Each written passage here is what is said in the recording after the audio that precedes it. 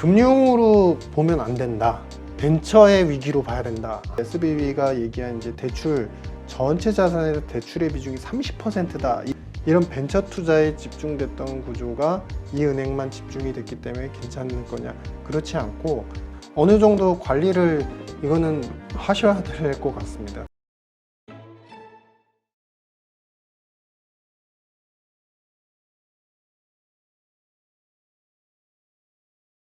그런데 일각에서는 네. 지금 이 SVB 은행도 뭐라 그럴까요? 일반적인 정상적인 은행이 아니라 그런데 지금 말씀하신 대로 벤처에 집중적으로 투자하는 좀 특화된 어떤 포트폴리오를 가지고 있었고 또 뒤이어서 그 폐쇄된 그 시그니처 같은 경우는 암호화폐 관련해서 이렇게 있었기 때문에 그러니까 이런 구조적으로 이런 형태의 영업을 주로 하는 은행들의 리스크지 일반적인 그 은행의 리스크는 아니지 않냐라는 의견들도 있거든요. 이 부분은 어떻게 생각하세요? 이게 이제 그러니까 이걸 확대 해석하기는 좀 그렇지 않냐, 일반 은행으로. 그러니까 이런 거죠. 그러니까 뭐냐면은 이런 은행이 이제 특수하게 더 벤처의 투자에 집중이 되어 있었고, 이 화면 한번 보시겠습니다. 그들이 얘기한 이제 SBB가 얘기한 이제 대출 전체 자산에서 대출의 비중이 30%다 이렇게 얘기를 하고 있습니다. 아, 이게 SBB 포트폴리오군요. 예, 대출의 포트폴리오입니다.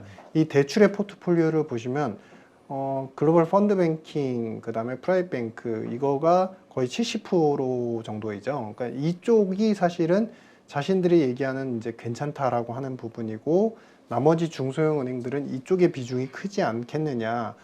일부 은행들 같은 경우, 변신을 못한 은행들 같은 경우 여기에 비중이 있을 수는 있지만, 중요한 거는 그들도 다 제각각 사업 포트폴리오가 이렇게 정상적인 포트폴리오로 구성되어 있을 가능성은 작습니다. 왜냐하면 고객의 유인책이 없었기 때문에, 대형은행들이 다 빨아갔기 때문이고요. 그러니까 우리가 실례로 지금 이 은행만 하더라도, SBB만 하더라도 16이고 이제 2천억 달러 자산 규모인데, 우리가 지금 변동은 좀 크지만 최근에 업데이트한 거 보시면 그 JP모건이 전체 규모가 자산이 4조 달러예요. 그러면은 그 20분의 1, 그러니까 5% 정도 수준인 거죠. 그러니까 5% 되는 수준이라고 한다면 정말 사실 되게 규모가 차이가 많은 건데, 그 하위 은행들 같은 경우는 더 심했을 수도 있다. 특히나 아까 말씀드렸던 대출 연체율에 대한 부분들이 심각하게 중소형 은행들을 좀 압박할 수 있어서, 요지는 뭐냐면 이런 벤처 투자에 집중됐던 구조가 이 은행만 집중이 됐기 때문에 괜찮은 거냐? 그렇지 않고 단 5%, 10%의 비중이라 하더라도 중소형 은행들한테는 그것이 타격이 클 수밖에 없다. 왜냐하면 이것에서 로스가 나면은 그들의 은행 같은 경우는 유동성이 계속 지원이 돼야 되는데 이제 그것이 회전이 안 될 가능성이 있고, 마지막 더 중요한 핵심은 당장 금융시장에서 그 콜 시장, 은행 간의 거래 시장이 아마 힘들어질 가능성이 있어요. 아직은 이제 콜 금리의 변동이 되게 크게 안 나타나는 것 같지만, 이게 시간이 가면 갈수록 중소은행들은 유동성, 왜냐하면 손실의 가능성도 있고, 비중이 작더라도 돈에 대해서 이번에 그 SBB도 사실 유동성 위기인 거나 마찬가지이기 때문에 돈을 갖다 확보하려는 노력과 움직임들이 계속될 수 있는데, 아마 콜 시장이 굉장히 불안정해질 것이다. 뭐 이렇게 판단이 됩니다. 네, 알겠습니다. 그러니까 지금은 어떻게 그 잘 수습은 될 수 있으나 이제부터가 이제 본 게임 시작이다. 네, 맞습니다. 이제 진짜 리스크가 커져 나가는. 맞습니다. 그렇다면 우리가 만약에 그러한 시나리오를 믿는다고 하면은 지금 당장 어떤 액션을 취하는 것보다는 이렇게 뭔가 조금 낙관적인 이야기가 계속 나오면서 잘 해결되는 듯 하면서 낙관적 이야기가 나오고, 가치가, 주식의 가치가 조금이라도 올랐을 때 그때 이제 좀 현금화하는 게 나을 수도 있겠네요. 맞습니다. 좀 어느 정도 관리를 이거는 하셔야 될 것 같습니다. 이런 흐름이, 그러니까 우리가 이제 예전에 나타났던 패턴하고 보시면은 파니메하고 프레디메에 대해서 이제 정부가 지원을 하는 정책 발표를 하고 그랬을 때 그 시간이 되게 규모가 어마어마한데도 불구하고, 사실 SBB의 거의 뭐 20배 이상이죠. 그들은. 근데 그 당시에 결정되는 시점만 보더라도 실제 돈을 투여하겠다라고 지원을 결정하는 게 시간이 굉장히 짧았습니다. 되게 빠르게 진행이 됐었고, 그럼에도 불구하고 그에 이제 계속적으로 민간 사이드에서 계속 터지게 됐죠. 근데 이번 같은 경우는 보시면 이번 주말 사이에 이제 회동을 통해 가지고 페드, 그다음에 옐런 재무장관, 그다음에 페드도 다 이제 만나고 FDIC까지 다 이제 회동을 했는데 사실 예금자 보호 수준에 그친다는 부분은 저는 그들이 이미 정책 여력이 많이 떨어졌다라고 보여져요. 그러니까 기본적으로 주말에 이렇게 대형 그 큰 정책기관들이 만났으면 일단은 가장 중요한 거는 손실에 대한 규모 파악이 있었을 것이고, 두 번째는 이것을 대응하기 위해서 어느 정도의 여력이 있는지에 대한 재정 투입 계획을 세웠을 텐데, 그것이 일단은 예금자 보호, 그것도 사실은 상대적 소액이죠. 25만 달러 이하에 그분들한테만 이제 도움을 준다는 거는 결국엔 그것을 우리가 위기의 어떤 해소다라고 보기에는 너무 힘들다. 왜냐하면 당장 SBB만 보더라도 이들이 자금을 콜 시장에서 자금을 끌어온 자금이 있고, 그 다음에 어떤 채무, 그러니까 채권 채무 관계로 돈을 끌어온 자금도 있는데 이건 보호가 안 됩니다.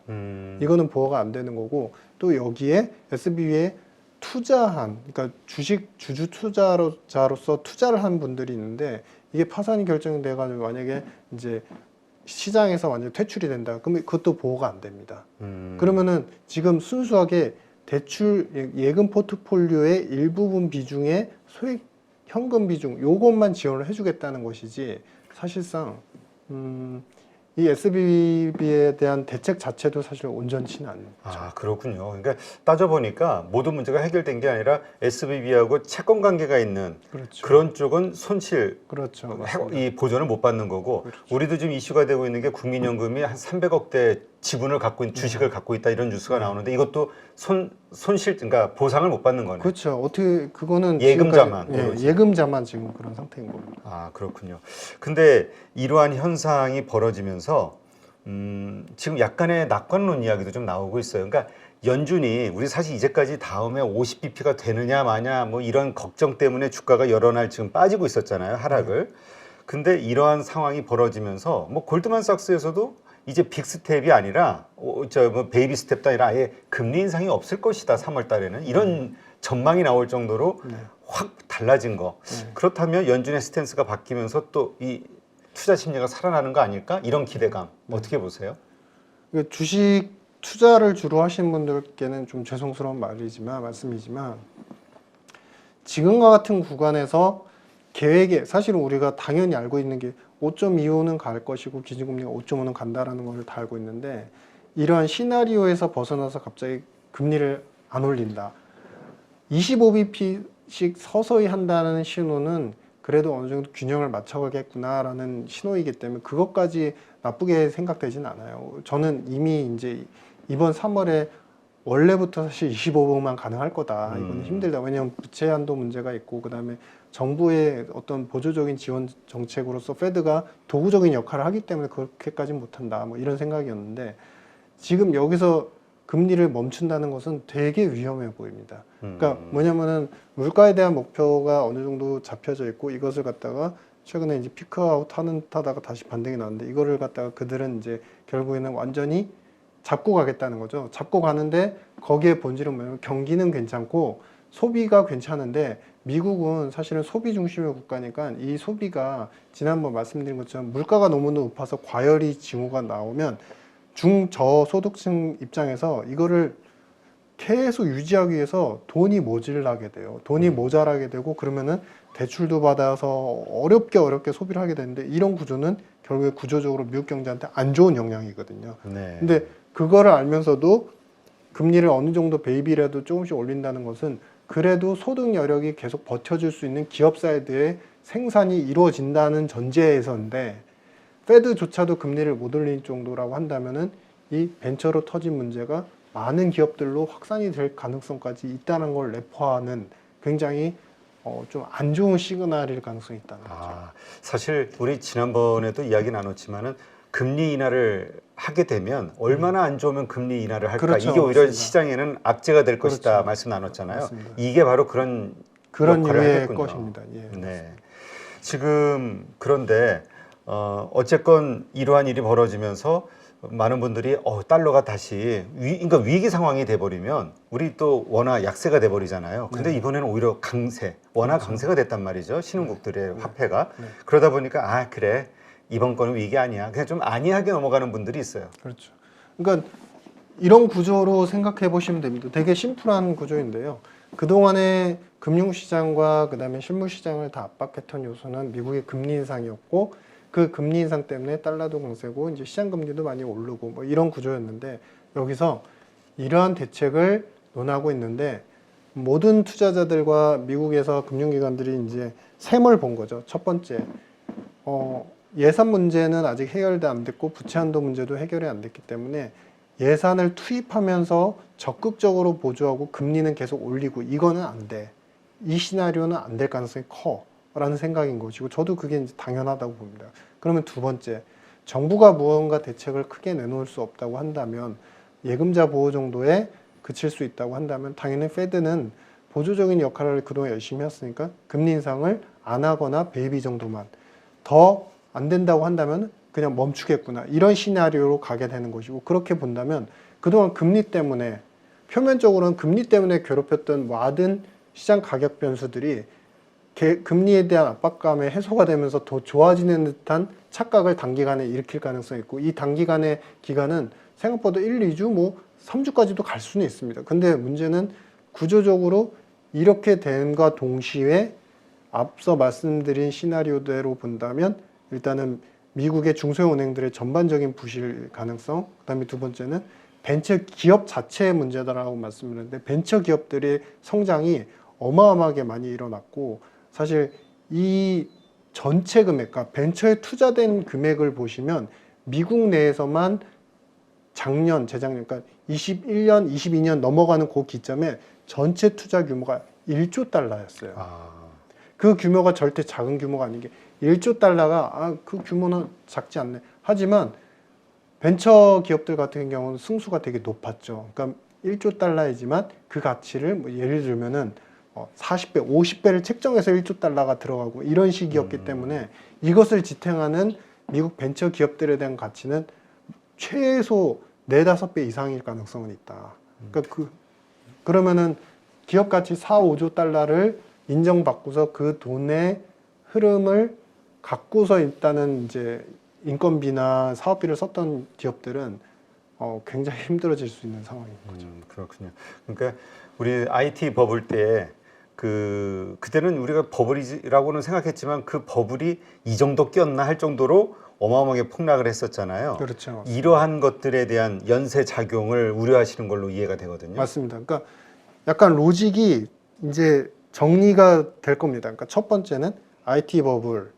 IT 버블은 신기루였습니다. 그러니까 IT라는 기술, 그러니까 우리가 산업혁명이 일어나고 제조업에 대한 산업혁명이 계속 일어나면서 제조업에 대해서 당연시 여겨지고 미국이나 글로벌리하게 성장의 이제는 패러다임이 제조업 쪽에서 잘 만들고 싸게 만들고 이런 쪽에 집중이 되다가 더 효율성을 더 극대화할 수 있는 산업은 없어라고 봤는데 거기서 IT 기업이 이제 딱 표출이 됐고 그때 당시만 하더라도 IT에 대한 기술력만 있으면 사실은 괜찮다. 그리고 컨셉만 있으면 이거는 신산업이다. 그러니까 새로운 산업이다. 우리가 얘기하는 지금 어떻게 보면 이제 4차 이전에 3차 산업의 혁명이다. 뭐 이렇게까지 이제 표현이 됐던 것처럼 그런 이제 로직으로 좋게 바라봤는데 사실상의 어떤 실질적인 경제 영향은 없다 보니까 거기서 붕괴가 일어났고요. 그다음에 두 번째는 서프라임 같은 경우는 서프라임의 그 모기지 상품에 대한 설계는 되게 디테일하게 잘 돼 있었어요. 근데 핵심은 뭐냐면 디테일하게 레버리지를 지렛대로 해서 계속적으로 높아지는 구조인데 베이스가 되는 에셋에 문제가 있었던 거죠. 그러니까 부동산 자산은 절대 안 꺼진다라고 생각했지만 그게 꺼진 것이고 이번 문제는 거의 앞에서도 우리가 보신 것처럼 벤처기업에 대한 투자 환경이나 문화 자체가 완전히 디센트럴라이제이션 될 정도로까지 오는 데는 거의 20년이 걸렸습니다. 그러니까 20년이 걸리는 이 기간 동안에 이렇게 발전했는데 이런 중소형 벤처기업들이 망가질 수가 있어? 당연한 거야? 적자는 당연한 거야? 라고 여겨졌던 부분들이 투자금 쪽에 막히게 된다고 한다면 이것에 대해서 20년 동안 쌓아왔던 믿음, 신뢰가 꺼지게 되면 되게 굉장히 괴로운 위기 상황이 좀 올 수 있다. 그런 그림으로 보고 있습니다. 네, 그렇군요.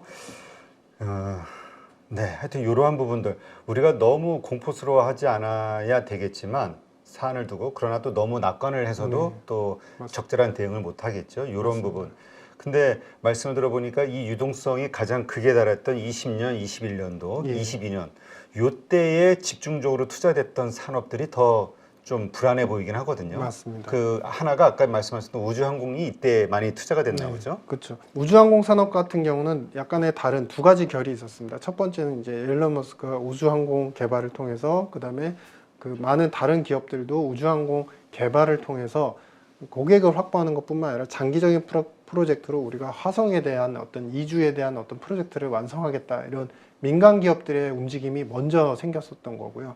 근데 축차적으로 이제 트럼프 정부뿐만 아니라 바이든 정부 넘어오면서까지 이쪽에 투자나 지원을 계속 해줘야 되는 것이 맞다. 왜냐하면 그게 결국에는 장기적인 국가 경쟁력의 열쇠다. 특히나 최근처럼 이제 블록화되고 서로 간의 미중 대립이 강화되는 구조라고 한다면 우주항공 산업은 더 중요할 수밖에 없다. 왜냐하면 우주항공에서 핵심은 뭐냐면 당장은 가서 삶을 영위한다는 측면이 있지만 두 번째는 뭐냐면은 위성 감시와 제어와 컨트롤인 겁니다. 네. 그게 국가 간의 어떤 전쟁이 일어나기 전에 물리적 전쟁이 일어나기 전에 사실상 통신과 정보의 전쟁에서는 그 위성과 항공에 대한 그리고 우주에 대한 것들은 굉장히 큰 매개체가 되거든요. 그래서 그런 부분들로 국가적인 지원을 좀 하겠다라는 위치에 있었는데 지금 사실 항상 그렇습니다. 그러니까 성장을 바라볼 때는 이 정도 큰 그림을 보고 가야 돼라는 그림으로 우리가 패러다임을 갖게 되고 그 패러다임이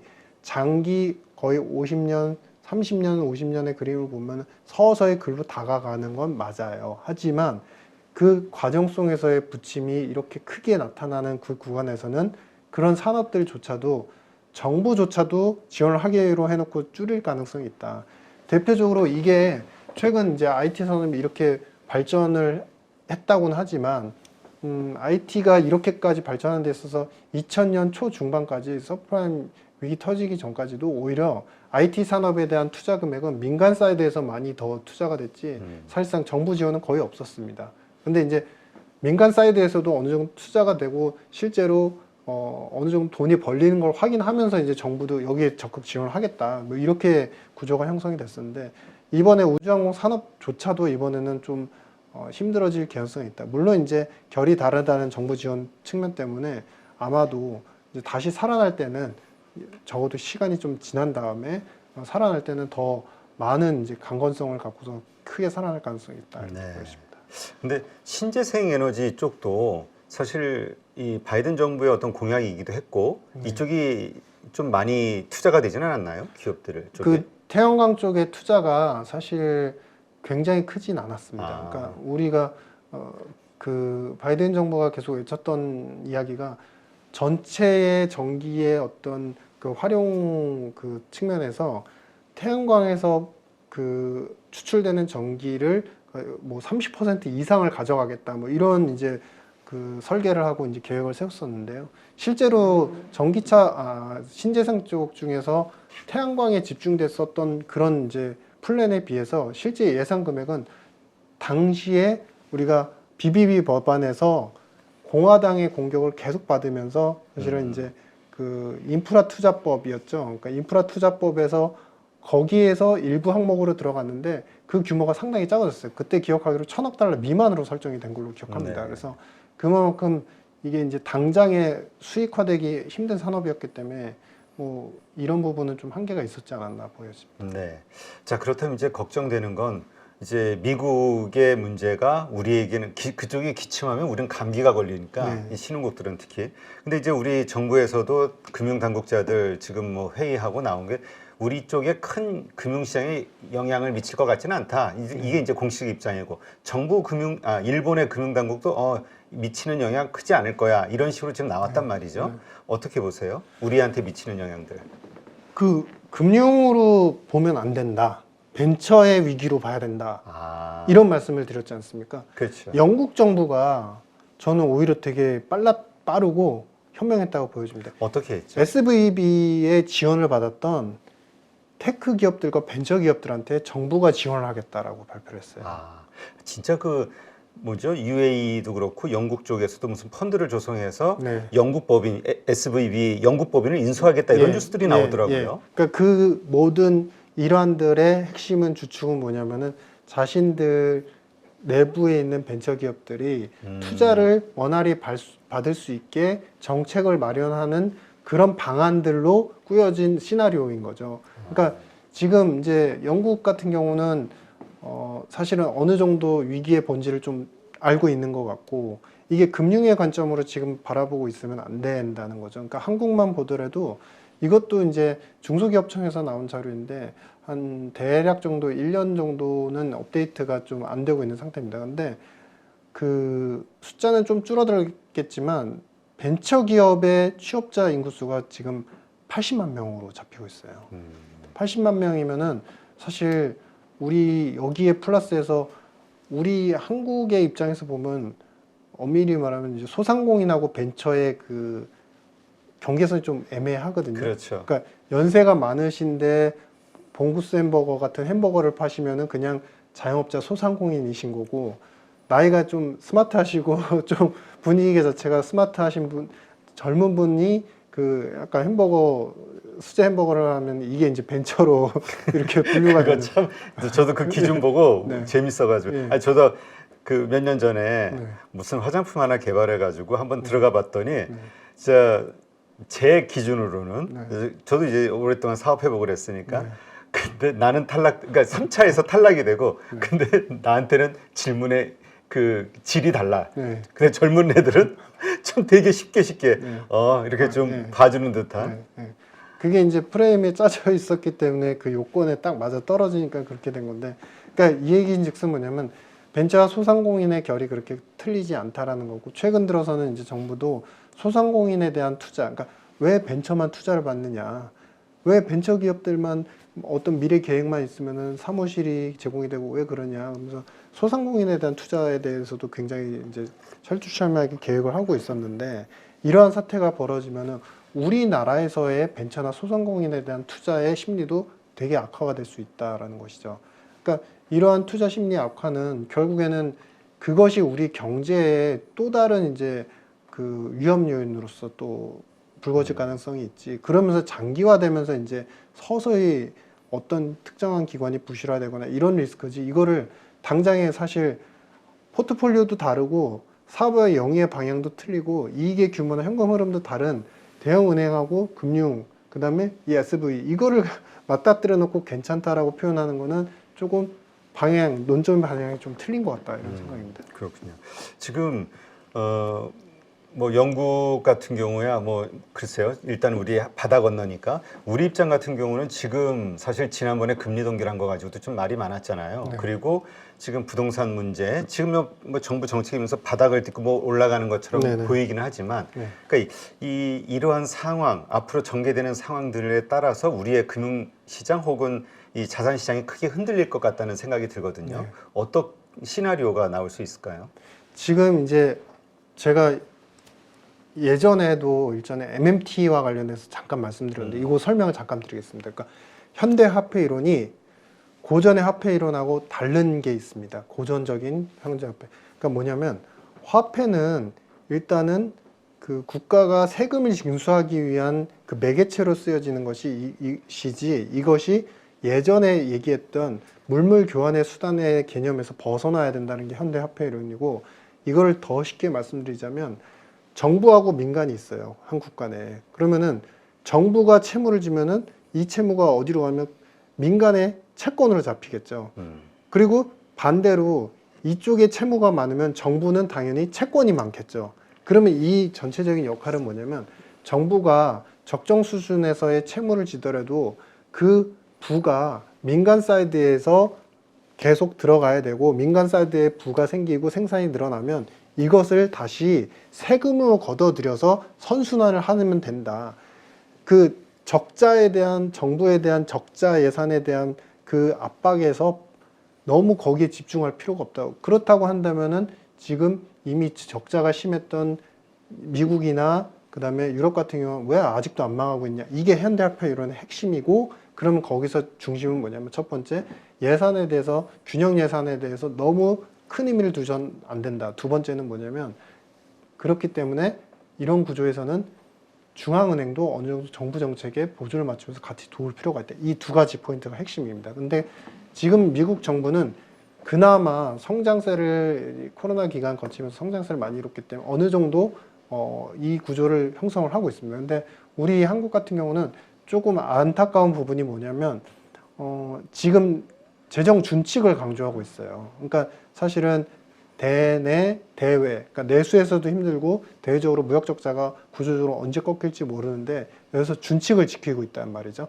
그러면 준칙을 지키는 동안 정부의 입장에서 본다고 하면은 일단 적자가 줄어들고 오히려 이쪽은 이제 채권이 더 많아질 가능성이 큰데 그 고스란히 어디로 전이가 되냐 내수 경제를 영위하는 바로 말씀드리는 소상공인이나 이런 벤처 이런 분들이 결국 채무를 더 많이 떠안아질 가능성이 있고 그렇게 되면은 오히려 세금을 걷어들일 그런 개연성은 더 작아진다. 그렇기 때문에 지금 정책에서는 사실은 조금 우리가 잘못된 방향으로 좀 약간 좀 또 우리가 공격적으로 좀 돈을 좀 사전에 먼저 예방 차원으로 돈을 풀어야 그렇죠. 된다. 예산을 활용해서 준칙을 지키는 것보다 돈을 좀 많이 풀면서 살려야 되는 건데 그렇게 되면 이제 가장 본질적인 거는 뭐냐면 내수 시장이 계속 더 힘들어지겠죠. 수출 시장 어려워지는 것보다 더 내수 시장이 빠르게 식을 것이다.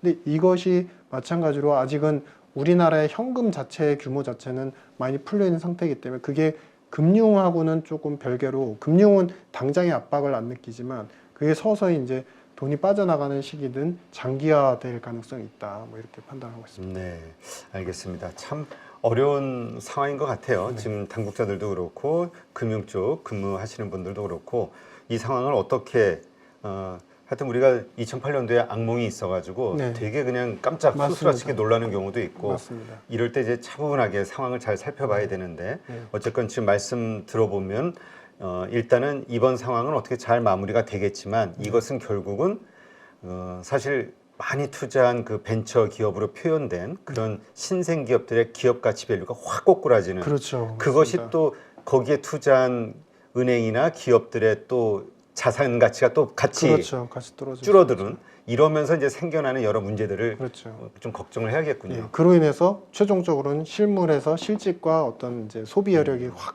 감퇴될 수 있는 그런 그러니까 것까지 있습니다. 우리가 사실 미국의 이제까지 경기 지표 보면서 경기 침체는 없다. 네. 뭐 그래서 노랜딩 얘기까지 나왔잖아요. 네. 그러나 이제 본격적인 경기 침체가 올 것에 대해 대비를 해야 된다. 이렇게 봐야겠네요. 그렇죠.